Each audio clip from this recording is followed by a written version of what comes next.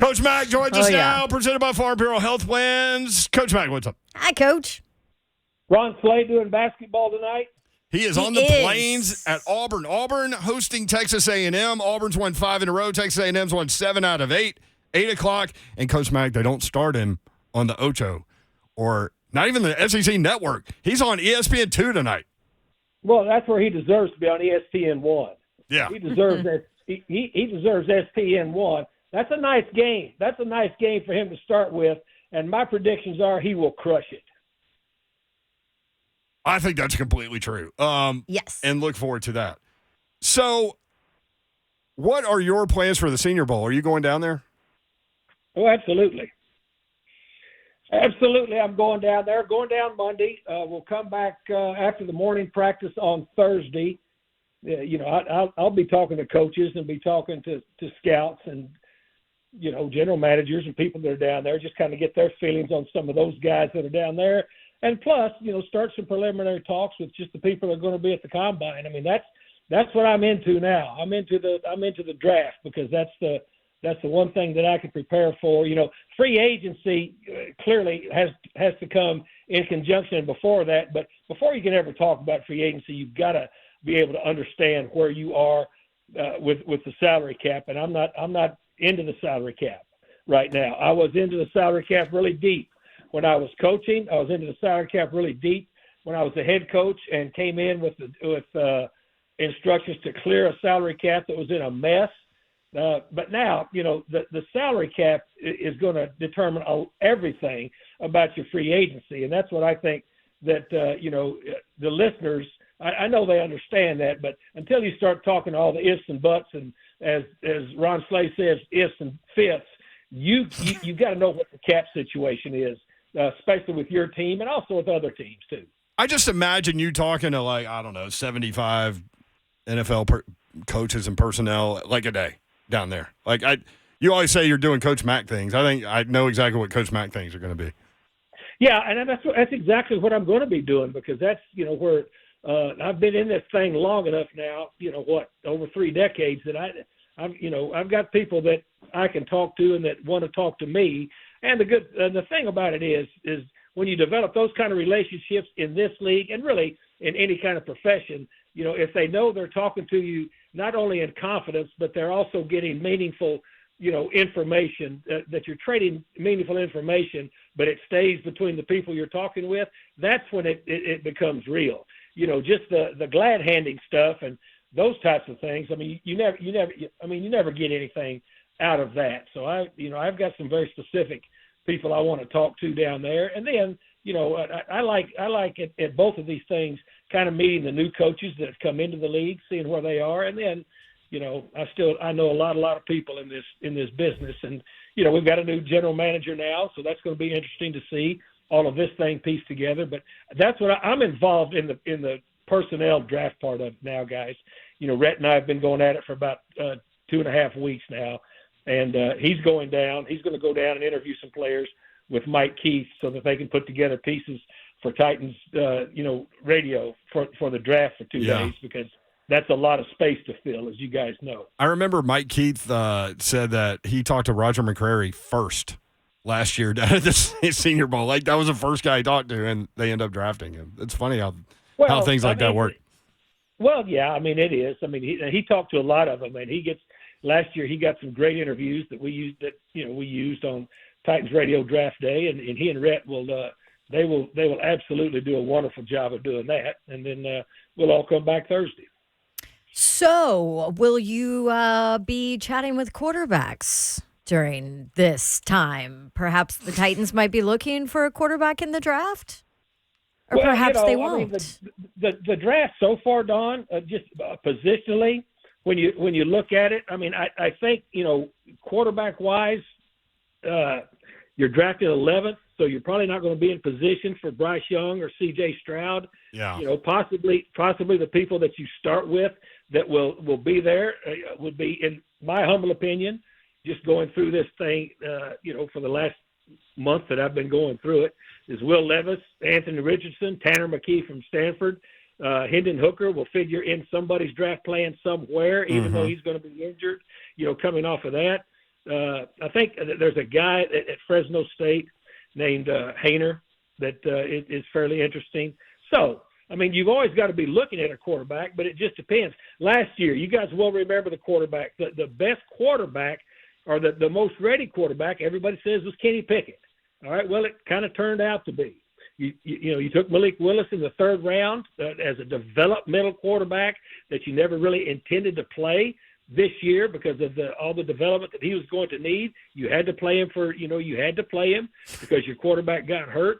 And so you've always got to be looking at quarterbacks. It just has to fall so right for you. I don't know if you saw what Brandon Beane said at Buffalo, and Brandon Beane's 100% correct. Yeah, he nailed it. Well, he did nail it, Don. He absolutely nailed it. And you have to be able to do two things. First of all, you have to be able to be bad as to where you're drafting in, the top 5 in the draft, and then the proper quarterbacks have to be there. It's kind of like Indy fell into when Peyton finally left there. They fell into another generational quarterback. Jacksonville was so bad. For that. Yeah, but I mean, you have to be bad first of all, so that you can draft there. And the other thing that has to happen is that has to be available to you is those players have to be truly what you think will be franchise quarterbacks coming out. Same thing with Jacksonville and Trevor Lawrence. Same thing with Cincinnati. When they got Joe Burrow. So there's a lot that goes into it, but getting a quarterback that you think you can build a foundation on in this league out of the draft, the first thing that has to happen is, because of the way you inverse draft, you got to be really bad. Yep. Or Philadelphia. I mean, there's outliers where trades are made and the really good teams get better. And anyway. Well, I mean, the Philly was kind of an outlier. Well, sure they were. That's what I'm saying. Yeah. Absolutely was, but you're not going to just, if you're going to draft, like say where the Titans have been drafting for the last 4 or 5 years in 20s and down. That's not going to be a foundational quarterback you're going to find down there. That's not how it happens. And what Brett's saying is right. If there is one that somebody needs that wants to move up, even if he's a fringe one, you got to move up way high to get him, and that takes draft capital. Yeah, I think Chicago's going to be interesting sitting there at 1 because everybody and their brother and all God's children know Houston's taking a quarterback at 2. So, I mean, if I'm Chicago, I'm playing I might take a quarterback anyway and just tell Justin Fields to the side, hey, man, you're good. Don't worry about it. Well, look, Brett, you've been. I'm going to play games, coach. You've been alive long enough to know that anything that you hear from anybody in a team from now until they're on the clock and until the pick is made is a lie. So just believe that. I know. It's the season of lies. That's what Jason Martin used to say. I can't wait until the draft anyway. But it's going to be interesting based on where the Titans are at 11. You're right about that.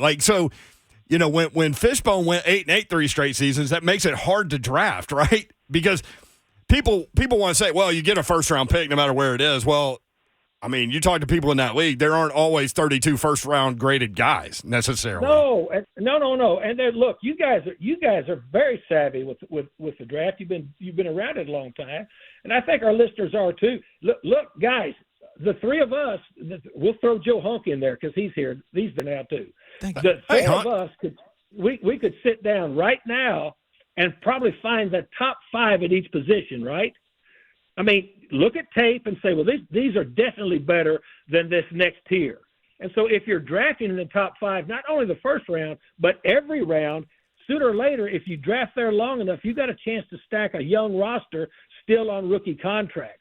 I mean, all of this stuff goes back to the salary cap where we started again. But then after that, then you've got to start being able to parse them out. And the further you go down, it's not just the first round, it's every round after that. And you start seeing the spread between where you pick your first time and where you're going to pick your next time. I mean, it's not hard to figure out when you see what the process is. Coach Mack, presented by Farm Bureau Health Plans. Need great health care coverage at an affordable price. Let Farm Bureau Health Plans coach you through it. They've been protecting Tennesseans since 1947. Coach, there is a phone call for you. I know you love hearing from the listeners, and Jonathan in Hendersonville wants to ask you a question. Jonathan, what's up? Hey, Coach Mack. Hey, 3HL. How's it going? Good. Hey, hang on 1 second, Jonathan. I'm going to put you on hold. Operator error. I hung up on Coach Mack. You hung up on Coach Mack? That's the worst thing you can do in this city, I think, is hang up on Coach Mack. I just feel disgusting. I want to just lay over there in the corner in the fetal position and suck my thumb. Oh, my gosh. That is really graphic. Well, you know me. Hunk, are you getting him back for us? Yes, Rose, he is. Okay. I'm on top of that, Rose. I'm right on top of that, Rose. That is where you use that, Brent. Yeah, okay. Well, y'all do that. I'll invent other things. All right, there's Coach Mack, and so I double hit him to lock him in. And here's Jonathan in Hendersonville, and we got things going. What's up, Jonathan? Well, first of all, Brent. Yeah, Hey, how's it going? Hang on, Jonathan. Go ahead, Jonathan. Hey, Coach Mack, when Nashville was hosting the draft, you held a draft analysis where you went over the top 5 players from each position. I was wondering if you were doing that again.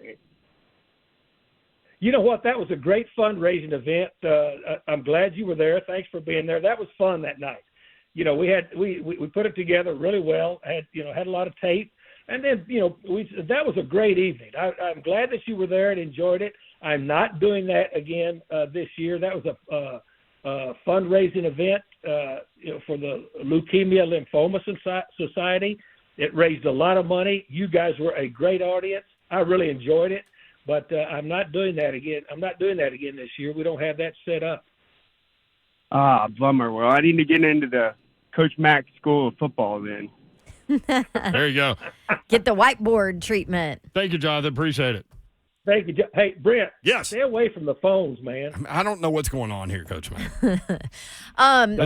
Too much caffeine. I don't know. Don, you handle the phone. Oh yeah, let's do that. I have been instructed to stay away from them. So, hey, Coach Mack, I got one more question for you on the way out, and obviously, a lot of off-season conversations surrounding this Titans team from a roster standpoint, from a salary cap standpoint. The GM question has now been answered, but obviously the offensive coordinator position is still open. It's still out there, and that's been a conversation in our chat and on our show as well. Let me ask you this. There are quite a few offensive coordinator positions open across the league. Why would an OC want to come to the Tennessee Titans? I want your opinion on that. You look at what this roster is, you look at what you have to work with. What is the appeal of stepping into this job in this position with the Titans?